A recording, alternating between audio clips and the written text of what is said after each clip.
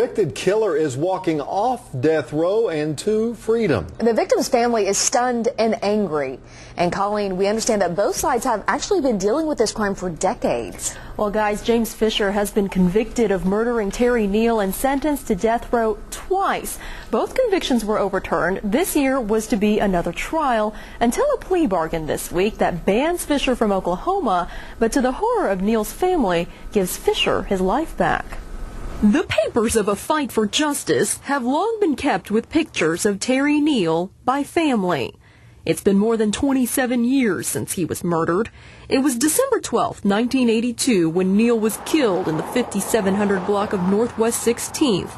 A broken wine bottle screwed in his neck. A young James Fisher, arrested for the crime, insisted innocence and has spent nearly every year since in prison saying he did not do it. Been on death row longer than he's been off of death row. Before getting to Perry Hudson, Fisher's case was passed through other attorneys.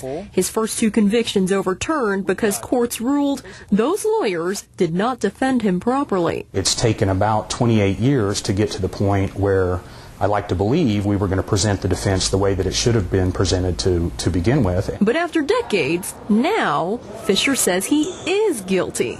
In return, the remainder of his life sentence suspended as long as he meets probation requirements. He is out of prison and he's got a chance to prove himself to society. And if he can do that, he's got a chance to be a free man when he finishes the reintegration program, and I think he took advantage of that opportunity. As part of the deal, the judge banned Fisher from Oklahoma. I've been doing it for 14 years and I've not had a case where someone was banished. Neal's family, too emotional to talk on camera, says this is anything but justice. His sister saying, "I feel sick. I'm glad my mother is not alive to see this. I can't believe it." Up until yesterday, he had always denied committing this crime, and they've, of course, always suspected that he did commit it. And Perry says his client has actually served more time than he would have if he had taken the plea bargain offered back in the 80s, which is why he feels justice has been served. The reintegration program is anywhere from 6 months to 3 years and is located in Alabama. Amy? All right, Colleen. And the Oklahoma County District Attorney says it's understandable that the family is upset, but says time doesn't help cases. And retrying a case this old would have been very difficult.